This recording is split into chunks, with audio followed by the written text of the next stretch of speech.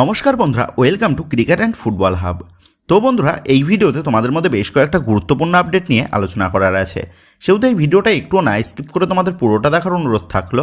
আর তোমরা যারা আমাদের এই চ্যানেলে প্রথমবার এসেছো তারা কিন্তু অবশ্যই আমাদের এই ভিডিওতে একটা লাইক দিয়ে আমাদের এই চ্যানেলটাকে সাবস্ক্রাইব করে রেখো, কারণ তুমি কিন্তু এখানে তোমাদের প্রিয় দলের সমস্ত রকম খেলার খবর সবার আগে পেয়ে যাবে। তো চলো আর দেরি না করে আজকের ভিডিওর মেন টপিকগুলো নিয়ে আলোচনা শুরু করা যাক।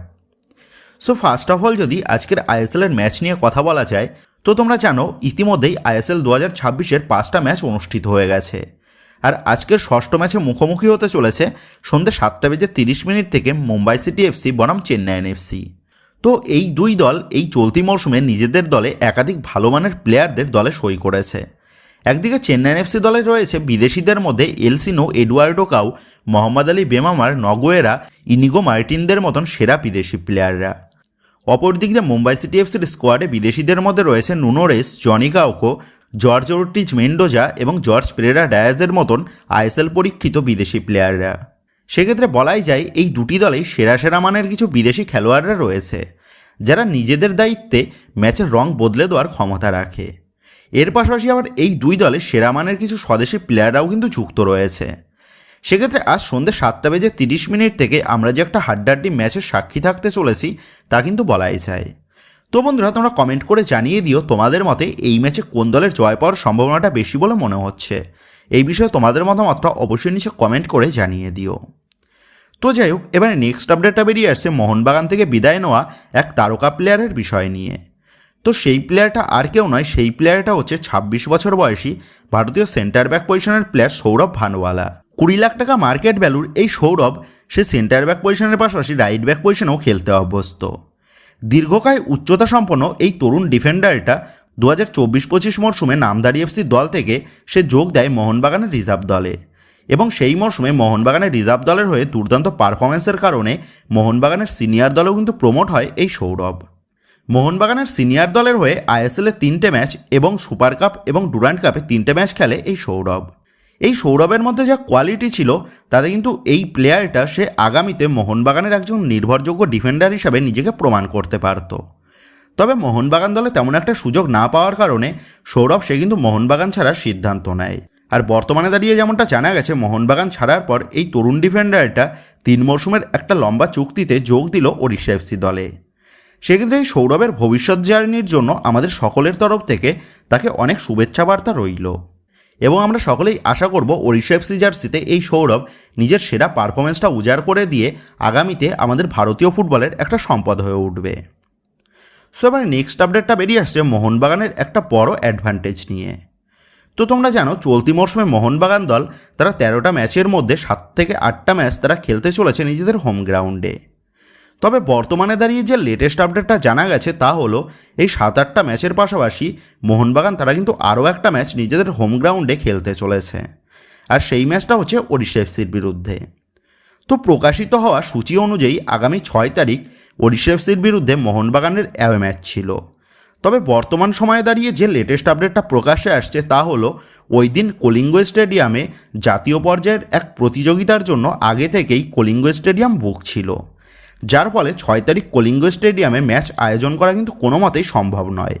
আর সেই কারণেই ফেডারেশন এবং দুই দলের ম্যানেজমেন্টের তরফ থেকে সিদ্ধান্ত নেওয়া হয়েছে 6 তারিখের ম্যাচটা কলিঙ্গ স্টেডিয়ামের পরিবর্তে অনুষ্ঠিত হবে যুবভারতী স্টেডিয়ামে, অর্থাৎ মোহনবাগানের হোম গ্রাউন্ডে, যেটা কিন্তু মোহনবাগানের জন্য একটা বাড়তি অ্যাডভান্টেজ সেটা কিন্তু বলাই যায়। আর এই শর্ট টাইমের লিগের ম্যাচে যে দল যত বেশি হোম ম্যাচ পাবে সেই দল কিন্তু একটা বাড়তি সুবিধা পেতে চলেছে তাদের নিজেদের হোম গ্রাউন্ডের সাপোর্ট প্লাস অন্য স্টেটে ট্রাভেল জার্নি না হওয়ার জন্য, যেটা কিন্তু এই শর্ট টাইমের লিগের জন্য একটা বাড়তি সুবিধা বলেই ধরা হচ্ছে। আর এই হোম অ্যাডভান্টেজটা এই মৌসুমে সবথেকে বেশি পেতে চলেছে ইস্টবেঙ্গল। সেক্ষেত্রে এইরকম একটা বড় অ্যাডভান্টেজ নিয়ে ইস্টবেঙ্গল তারা এই চলতি মৌসুমের আইএসএল চ্যাম্পিয়ন হতে পারে নাকি সেটাই কিন্তু এখন দেখার বিষয় হবে। তো যাই হোক, এবার নেক্সট আপডেটটা বেরিয়ে আসছে মোহনবাগানের প্র্যাকটিস নিয়ে। তো প্রথম ম্যাচে সামান্য চোট পায় মোহনবাগান দলের ব্রাজিলিয়ান উইঙ্গার রবসন রবিনো, সেটা তোমরা জানো। তবে রবসন রবিনোর চোটের বিষয় নিয়ে বর্তমানে যে বড় সুখবরটা প্রকাশ্যে আসছে তা হলো রবসন রবিনো সে কিন্তু গতকাল দলের সাথে পুরোদমে অনুশীলন করেছে, যার ফলে চেন্নাইন এফসি ম্যাচে মোহনবাগান রবসন রবিনোর সার্ভিসটা কিন্তু পেতে চলেছে। তবে সবথেকে যে উল্লেখযোগ্য বিষয়টা গতকালের অনুশীলনে ধরা পড়েছে তা হলো কোচ সার্জিও লোবেরা তিনি গতকাল দিমিত্রি পেট্রাটসের সাথে জুটি বেঁধে জেসন কামিন্সকে বেশ খানিকটা ঝালিয়ে নিয়েছেন। তো তোমরা জানো বিগত মরশুমগুলোতে এই Dimitri Petratos plus Jason Cummings জুটি মোহনবাগানকে কতটা সফলতা এনে দিয়েছে, যার ফলে কোচ সার্জিও লোবেরা তিনি কিন্তু আবারও সেই Dimitri Petratos plus Jason Cummings জুটিকে প্রস্তুত করে রাখছেন দলের সাফল্যের কথা মাথায় রেখে। ইনকেস যদি কোনো ম্যাচে জেমি ম্যাকলারেন সে ক্লিক না করে, সেক্ষেত্রে কিন্তু জেমি ম্যাকলারেনের পরিবর্তে জেসন কামিন্সকে মাঠে নামিয়ে আবারও দিমিত্রি পেট্রাটস এবং জেসন কামিন্স জুটিকে ফুটিয়ে তোলার পরিকল্পনা চালু করেছে কোচ সার্জিও লোবেরা। আর এই জুটিটা এই মরশুমে ভালোভাবে ক্লিক করলে এই মরশুমে মোহনবাগানের আপফ্রন্ট যে দুর্দান্তভাবে ছুটতে চলেছে তা কিন্তু নিঃসন্দেহে বলাই যায়। তো যাই হোক, এবার লাস্ট আপডেটটা বেরিয়ে আসছে আনোয়ার আলীর কেসের বিষয় নিয়ে। তো তোমরা জানো ভারতীয় ফুটবল ফেডারেশনের ন্যায় বিচারের ওপর থেকে আস্থা হারিয়ে বাগান ম্যানেজমেন্ট তারা আনোয়ার আলীর কেসটা নিয়ে ক্যাসের দ্বারস্থ হয়েছে। আর বর্তমানে আনোয়ার আলীর কেসটা ক্যাসেতে চলছে। তবে মোহনবাগান ম্যানেজমেন্ট তারা ক্যাসেতে যে শুধুমাত্র আনোয়ার আলীর নামেই কেস করেছে তা নয়, আনোয়ার আলীর পাশাপাশি ইস্টবেঙ্গল এফসি, দিল্লি এফসি এবং এআইএফএফের বিরুদ্ধেও মামলা দায়ের করেছে বাগান ম্যানেজমেন্ট। আর গতকাল এই কেসের বিষয়ে যে লেটেস্ট আপডেটটা প্রকাশ্যে এসেছে তা হলো মোহনবাগানের হয়ে এই কেসটা লড়ার জন্য মোহনবাগান ম্যানেজমেন্টের তরফ থেকে বিখ্যাত স্পোর্টস লয়ার উলরিস হাসকে হায়ার করা হয়েছে। তো এই উলরিস হাস হচ্ছেন একজন জার্মান এবং সুইস নাগরিকত্ব সম্পন্ন বিশ্বব্যাপী ক্রীড়া আইন জগতের অন্যতম প্রভাবশালী ব্যক্তি এবং বিগত বছরগুলিতে এই উলরিস তিনি ক্রীড়া জগতের একাধিক তাবড় কেসের মামলাও কিন্তু লড়েছেন এবং সেখানে কিন্তু ভালোভাবে সফল হয়েছেন। তো এই সফলতম ল প্রফেসরকে আনোয়ার আলীর মামলার জন্য ক্যাসের মঞ্চে অ্যাপয়েন্ট করেছে বাগান ম্যানেজমেন্ট। অপরদিক দিয়ে আনোয়ার আলী, ইস্টবেঙ্গল, দিল্লি এফসি এবং এআইএফএফ এই চার পক্ষ তারা যৌথভাবে তাদের মামলা লড়ার জন্য ক্যাসেতে তারা অ্যাপয়েন্ট করেছে আর এক বিশ্ববিখ্যাত ল প্রফেসর লুইগি কুমাগাল্লিকে। তো ক্রীড়া জগতের আইনি মহলে এই লুইগিও কিন্তু বেশ প্রভাবশালী নাম। সেক্ষেত্রে বলাই যায় একদিকে মোহনবাগান এবং অপরদিকে আনোয়ার আলী সহ বাকি তিন পক্ষ তারা সকলেই ক্যাসেতে মামলা জয়ের জন্য রীতিমতন নিজেদের সর্বস্ব দিয়ে চেষ্টা চালাচ্ছে এবং যেমনটা খবর আগামী কয়েকদিনের মধ্যেই ক্যাসেতে এই মামলার বিষয়ে হিয়ারিং চালু হয়ে যাবে। সেক্ষেত্রে আগামী মে মাসের আইএসএলের ডার্বির আগেই ক্যাসের ডার্বিও যে বেশ উত্তপ্ত হয়েছে ভারতীয় ফুটবলের সবচেয়ে বেশি চর্চিত ট্রান্সফার তথা আনোয়ার আলীর মামলা নিয়ে তা কিন্তু বলাই যায়। সেক্ষেত্রে শেষ পর্যন্ত গিয়ে এই দুই বিশিষ্ট ক্রীড়া আইনবিদেদের মধ্যে কে জয়লাভ করে নিজের পক্ষের মুখে হাসি ফোটায় সেই দিকেই কিন্তু আমাদের সকলের নজর থাকবে। আর এই আনোয়ার আলীর সাগা নিয়ে আগামীতে যে বড় বড় ধামাকা আপডেটগুলো উঠে আসবে সেই সমস্ত আপডেটগুলো আমরা কিন্তু প্রতিনিয়ত তোমাদের জানিয়ে দেব। তো বন্ধুরা, তোমাদের কি মনে হয় এই কেসে কোন পক্ষ বাজিমাত করতে পারে? এই বিষয়ে তোমাদের মতামতটা অবশ্যই নিচে কমেন্ট করে জানিয়ে দিও।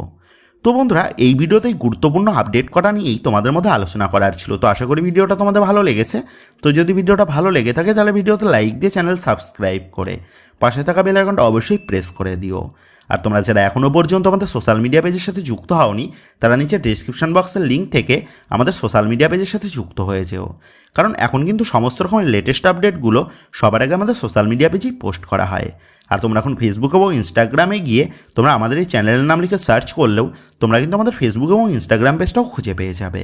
সেক্ষেত্রে তোমার প্রিয় দলের সমস্ত রকম লেটেস্ট আপডেট সবার আগে জানার জন্য এবং আমার সাথে সরাসরি যে কোনো বিষয়ে কথা বলার জন্য তোমরা অবশ্যই মনে করে আমাদের সোশ্যাল মিডিয়া পেজের সাথে যুক্ত হয়ে যেও। তো বন্ধুরা, এই ভিডিওটা এটুকুই ছিল। তো আসি বন্ধুরা, দেখা হচ্ছে পরের ভিডিওতে।